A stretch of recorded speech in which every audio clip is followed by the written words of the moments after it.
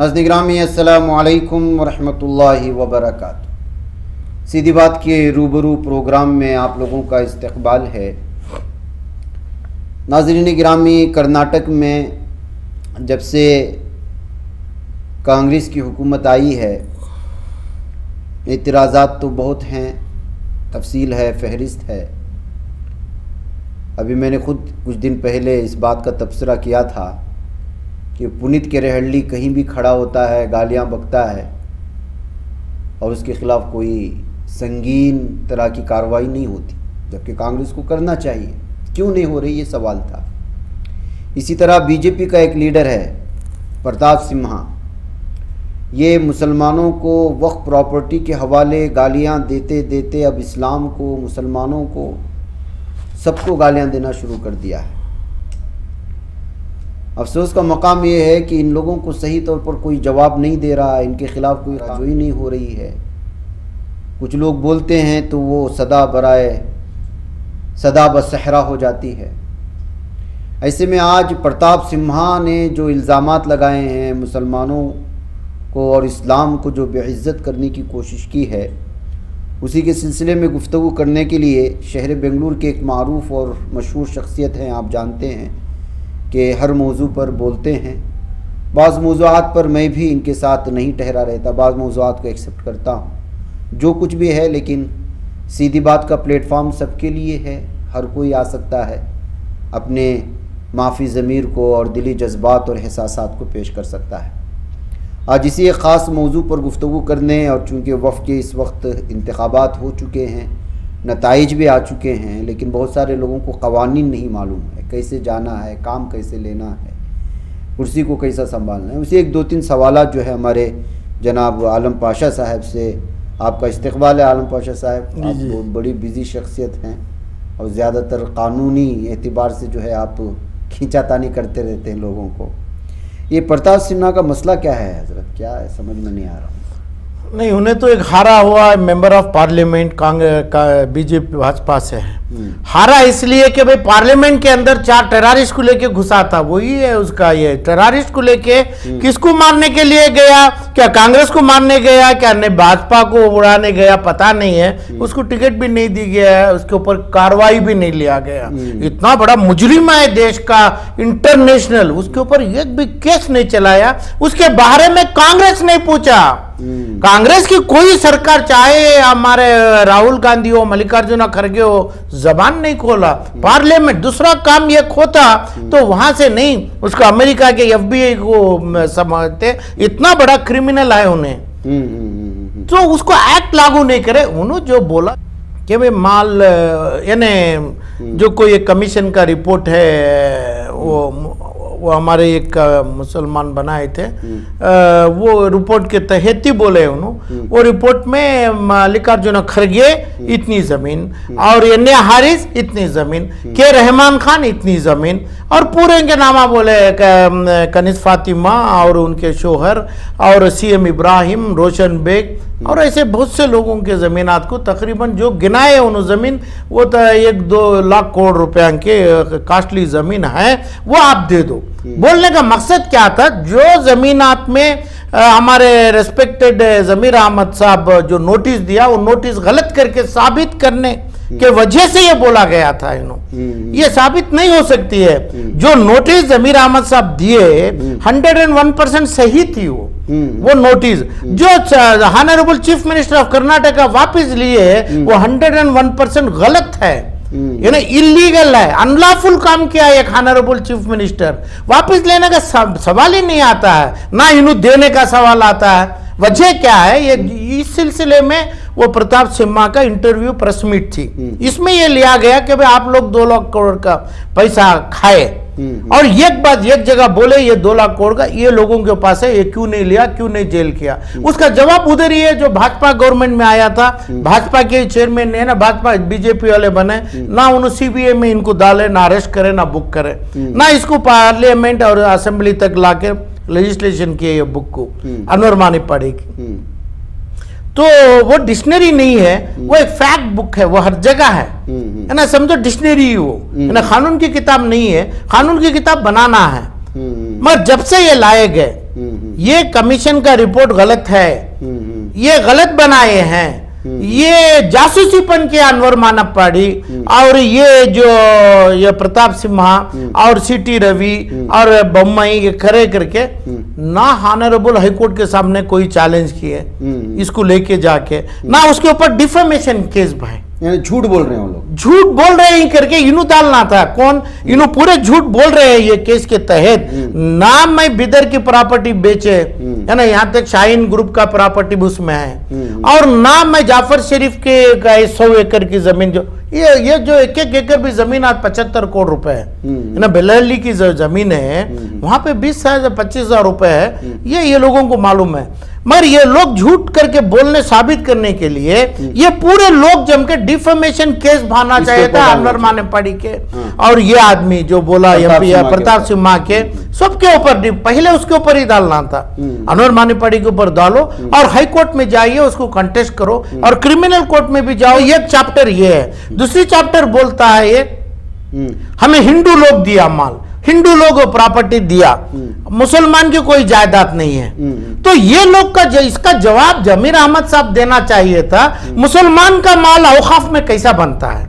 औकाफ का मतलब जो है प्रॉपर्टी मेरे बड़े दिए, अब मैं दे के गया तो इसका ये गिफ्टेड होता है, उसको वक्फनामा बोलते हैं। वक्फनामा तहसीलदार ऑफिस में सब रजिस्ट्रार के डीड से जाके रजिस्टर होके म्यूटेशन बनता है। म्यूटेशन में ये स्कैन करके डाल देते हैं, 50,000 साल भी रहेगा, स्कैन में जाता है। उसके बाद आरटीसी बनती है। आरटीसी का मतलब वही पट्टा पानी बोलते हैं, वो पानी इंपॉर्टेंट रिकॉर्ड नहीं है, म्यूटेशन और वक्फनामा है। और ये वक्फनामा ये म्यूटेशन होगा तो कोई नोटिस भी गलत नहीं होती है। नोटिस दे दिए, ये लोग पकड़ा, जवाब क्यों नहीं दिए? ये जवाब जरूरी देना है। 100% मैं जो बोला सही बोला, मेरा जो हुकूमत कर रहा है गलत कर रहा है बोल के इन्होंने रेसिग्नेशन देना चाहिए। जमीर अहमद उसी जगह पे उन्होंने सही काम किए, काम तो सही है, ये रेसिग्नेशन जो नहीं दिया वो गलत है।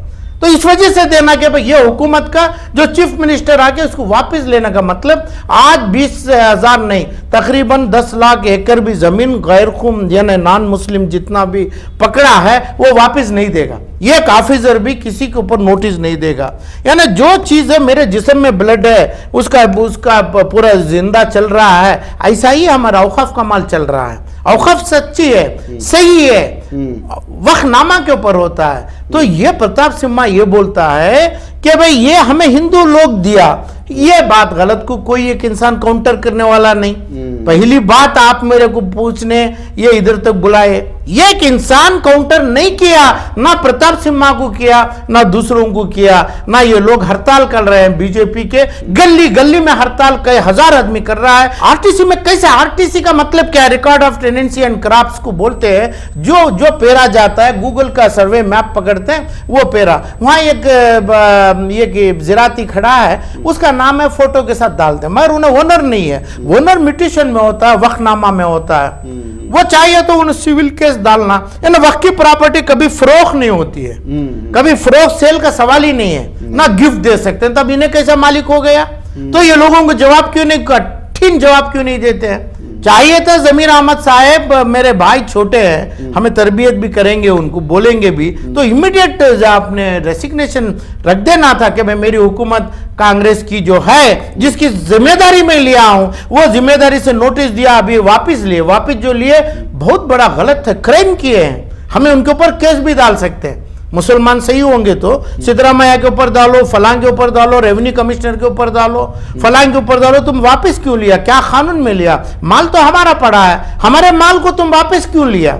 यानी ये लोगों को तुम्हें इलीगल क्राइम करने रास्ता दिए, इनके ऊपर केस बुक होती है, वो डिफरेंट रास्ता है। तो ये जो प्रताप सिम्हा की बात है, उन्हें ये बड़ा क्रिमिनल टेररिस्ट आदमी इतनी बड़ी बात जब बोला, ये जिम्मेवारी आ गई कि वे हमारे आदमी अपने आप दे दें, अपने आप माल दे दें, किसके भी पास है माल, अपने आप क्यों नहीं दे सकते? अरे भाई क्या देखो, हम हर इंसान की तो उम्र हो गई, तो मैं भी बच्चा था, ये भी थे, अब मैं भी तो बुढ़ा हो गया, ये भी तो पूरे गए हैं। तो इसके बाद औकाफ हमें छोड़ के औकाफ जाना है। अनवर मानेपाड़ी को जेल में डालना था, ये जेल के लायक है, क्योंकि इन्हों कब क्या करना है वो करते रहते हैं, फला है। तो जेल में डालो ना, क्यों नहीं जाते हैं जेल में? तो क्यों नहीं डाला तुम्हें? ये पब्लिक डोमेन में लाए हैं इन्हों, ना जेपीसी में देने का रिपोर्ट है ये, ना फलान देने, मगर ये लोग चैलेंज करना है। चैलेंज, ये छोटा पेपर, एक बात बोल दिया मैं फला, ये आदमी इन्हें फला किया, इन्हें फला हो गया बोल दिया, तो डिफेमेशन लगाता है। तुम्हें क्यों नहीं लगाया इतना लोग डिफेमेशन? तो कितने साल होगा, 2012 से 24 का तकरीबन 12 साल के बाद प्रताप सिम्हा बोलने में गलत क्या है? तो 12 साल छोड़ा तुम्हें, अनवर बानीपड़ी को जेल नहीं किया, सरकार सलाखों के पीछे नहीं डाला, और हाईकोर्ट में कंटेस्ट नहीं किया, तो रिपोर्ट बनाया कानूनी तौर के, इस पे साइन किया है। तो प्रताप सिम्हा जो है, उसकी जबान, जो टेररिस्ट की जबान से जो बोला है, बड़ी खतरनाक का नहीं बोलने का आदमी है, वो बोला। तो इसमें दो पार्ट करना है, तो इसको हमें गिराया नहीं कानून से, क्यों नहीं पूछा गया, कौन नहीं इसकी जबान रोका? तो कांग्रेस वाले करना, हम मेरी गुजारिश है, ये लोग पूछना है, नहीं तो बहुत कमजोर लोग हैं मुसलमान भी, ऐसा लोग बात करता। ये आदमी बात करेगा जो पार्लियामेंट फोड़ने वाला जो आदमी है, मुसलमान के गिरेबान पकड़ता है। अच्छा, ये प्रताप सिम्हा ने जो किया वो गलत किया, और आपके बोलने का मतलब ये है कि जिन लोगों के, जिन मुस्लिम लीडरान के बारे में वो दावा कर रहा है कि इनके पास है, इन्होंने हड़पा है, अगर ये लोग ये गलती नहीं किए हैं तो फिर इसके खिलाफ डिफेमेशन केस डाल करके इसको सज़ा दिलवाओ, क्रिमिनल भी डालेंगे, हाई कोर्ट में क्वाश भी कराएंगे। अगर है तो, अगर नहीं उसकी बात सही है बोले तो आ गई बात तो जी। अच्छा, ये दूसरा सवाल जो मुझे आपसे करना है, अभी कर्नाटक का वक्फ बोर्ड के इलेक्शंस हो गए, इंतखाबात हो गए, और चेयरमैनशिप का भी कौन है उनका ऐलान तो ऑफिशियली हो जाएगा। आपको क्या लगता है कि कहाँ प्रोसेस में गलतियाँ हुई हैं? मुझे माजी में नहीं जाना है। अब सामने वाले आदमी को आप चूँकि कानून पर ज़्यादा जो है, कोई भी कानून हो आप उस पर ज़्यादा गिरफ्त रखते हैं, मुतवल्लियान का, अवाम का और फिर चेयरमैनशिप का, इसमें क्या ऐसा चीज़ होता है कि घपला वगैरह ना हो? ऐसा क्या उसूल है उसके? उसूल तो कैपेबिलिटी होना है। अब जो बात ख़त्म किया मुतवल्लियों, तो मुतवल्लियों जिम्मेदारी हैं, जिम्मेवारी लेते हैं तमाम चीज़ों की, चद्दर की, समझ गए? जो खून की चद्दर भी आए उसको भी टुकड़ा करके बांटना है, वही हमें वहाँ से ही औकाफ बना है मेरे नबियों से, मेरे साहबियों से। तो जब ये इसके मुतवल्ली जिम्मेदार हैं, तो मुतवल्ली पूछना है, मुतवल्ली बैठना है, मुतवल्ली लेना है हिसाब कि भाई हम आपको वोट किया, वोट करने का चारा नहीं है, जो आदमी आ गया हमें वोट कर दिया, तो ये आप ये सिला कैसे देंगे, ये हमारे कौम के लिए आप कैसे देंगे, कैसे ये फाड़ के एक भी चीज़ इतनी, इसको भी चद्दर बोला जाता है, इसमें 6 पीस करके 6 आदमी के स्टेक होल्डर को कैसा बांटा जाएगा? तो ये पूछने का काम मुतवल्लियों के ऊपर जरूरी है। अभी क्या हो रहा है, मुतवल्लियों को अलग कर दिए, यानी मुतवल्लियों को जनाजे में डाल के रख दिए और इधर गवर्नमेंट उन्होंने चला लिया, ऐसा हो रहा है। मुतवल्लियों जो है बहुत बड़े स्टेक होल्डर है, इतनी बड़ी जिम्मेदारी दिया गया है, तो ये जो चीज इन्हों पूछना है, तो कौन चेयरमैन बनना है, कौन साइन करना है, क्या जनरल बॉडी मीटिंग होती है, कौन सा माल कैसा लेना है, तो ये सभी अभी सिर्फ इलेक्शन हुआ है, इलेक्शन में डिक्लेयर हुए हैं, 2 मुसलमान जीते हैं और 2 मुसलमान और भी ये MLA हैं उन्होंने आए हैं, और 2 मुसलमान हैं बार काउंसिल के जो मशहूर जो लॉयर्स हैं उन्होंने आए हैं। वोट डाले मुतवल्ली ईमानदारी से, मगर ये लोगों को जो खड़ने की इजाजत जो दिया गया, अब इसमें ओपन से बोलता हूं कि भाई जो 2 MLA साहिबा है और 2 लॉयर साहिबा, उन्होंने कानूनी तौर से लागू आए क्या? न बार काउंसिल के रिटायर्ड मेंबर, एक्स का मतलब रिटायर्ड मेंबर सेक्शन 14 के तहत वक्फ एक्ट में आ गए उन्होंने। जब इन्हों रिटायर्ड बार काउंसिल नहीं है, वहां पे क्या लिखा है, क्या इन्हों बार काउंसिल में है? मैं लॉयर के साथ बना हूं, पता नहीं है, मैं देखा नहीं है, मुझे जरूरी नहीं है। जब बार काउंसिल कर्नाटक में मौजूद नहीं है, अभी 0 हो गया है, इलेक्शन नहीं आया, जब आके सीनियर लॉयर आना है, 4% मिला, 2B मिला नहीं, टिप्पू यूनिवर्सिटी मिली नहीं, कितने मिली? 2 से 4, 5, 6 मिलना चाहिए नहीं, और हज कमेटी को कम से कम एक यूनिवर्सिटी मेडिकल कॉलेज बनाया नहीं, कुछ नहीं मिला। और बोलने दो कि भाई बात होती है 1000 करोड़ दिया, 500 करोड़ दिया, तो इतने बड़े 500 करोड़ को 300 करोड़ का खर्च करते हैं बताने के लिए, मैं उसमें ही पैसा जाता है, मगर ये जायदाद ही हमारी है, ये औकाफी हमारी है, ये गुलबर्गा मेरा है, ये बिदर मेरा है, हर जगह मेरा है, जिसके ऊपर क्वेश्चन करने लगे। ये माल जो हमारे पास है पहले लेके हमें 10-5 मेडिकल कॉलेज बनाएंगे, इसके ऊपर सिक्का मारो करके बोलेंगे तो सिक्का पड़ेगा, तब ये लोगों को अक्ल आएगी, प्रताप सिम्हा को आएगी, सीटी रवि को आएगी और अशोक को आएगी। और कौन की एक बच्चा, उसके बाप को 2 चार्जशीट डाला है हमें BS येडियुरप्पा के, उन्हें क्रिमिनल, एक अक्यूज्ड बाप का बेटा है जो बीजेपी का प्रेसिडेंट, उन्हें कुछ क्या क्या भी बोलता है, क्यों सुनना है? आलम पाशा क्या तो किसी का बाप का खाया, किसी के बाप के पैसे, क्यों ये लोगों से हम बात सुनना? इतनी गंदी बात करता प्रताप सिम्हा करता है, वो वही BSY का बेटा करता है, रवि करता है, अशोक करता है, सब कुछ करता है ना, ये पूरे भी करते हैं, जिसकी लायक नहीं है। आप देखा जो पुनीत कारहल्ली का घर 3वें फ्लोर में है, जिसके पास ताला भी नहीं, वैसे घर में रहने वाला, तो किसकी बात करता है? कितनी बड़ी बात करता। आलम पाशा साहब की बहुत सारी बातें आ गई आपकी वजह से, शायद मुमकिन है हमारे लोग समझ जाएं, और आपकी जो बातें हैं, लेकिन ये जो आप इल्ज़ामात लगा रहे हैं 1000 करोड़ 2000 करोड़ का, क्या वाकई में या इसी मुंह में आए जैसे बोल रहे हैं आप? आपके पास है कोई दलील इन लोगों के पास है बोल के? दलील क्या चाहिए? आप बैंगलोर की प्रॉपर्टी है, बैंगलोर की प्रॉपर्टी ये लोग कैसा खाते हैं, बगैर कानून दे देते हैं उनको। यानी विंडसर मैनर होटल जो है तो 20 साल 30 साल के ऊपर देना रहा, तो सरकार का दोनों हाउसेस का परमिशन चाहिए, बगैर परमिशन दिया गया, तो इसकी वैल्यू गई तो लाख करोड़ गया, बोलूंगा नहीं। और जो जाफर शरीफ बैठा है वहां पे 1 स्क्वायर फीट 20,000 रुपए है, 15,000 रुपए है, वो माल नहीं है क्या मेरा? तो इसमें वैल्यू नहीं है क्या?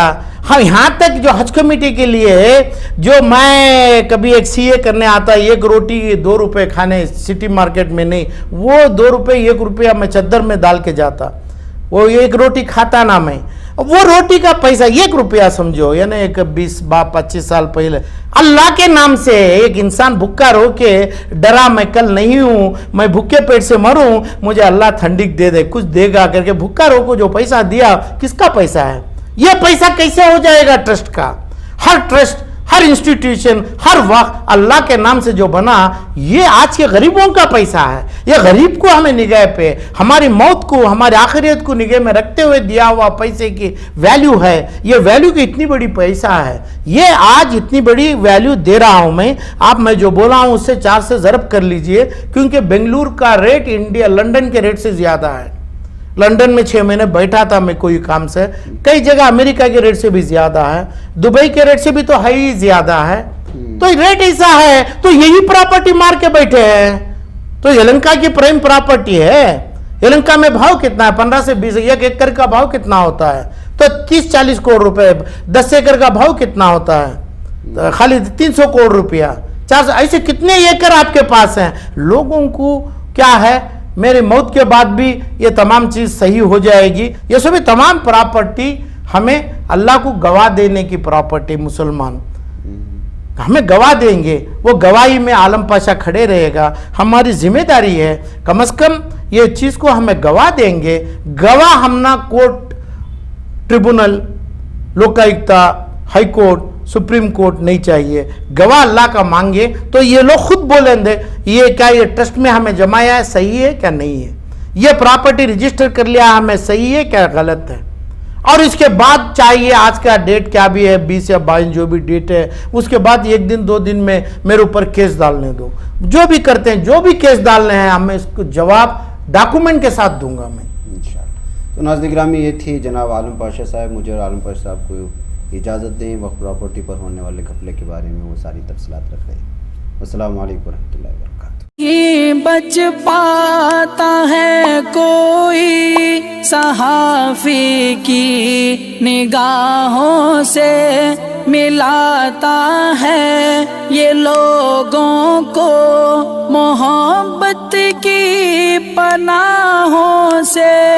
करम और दर्द मंदी का है एक संसार, सीधी बात। अज़ीमत जुर्अतो हिम्मत का है इज़हार, सीधी बात। अजीमत जुर्अतो हिम्मत का है इजहार सीधी बात। ये चैनल हक निगर बनकर कुचल देता है फितनों को।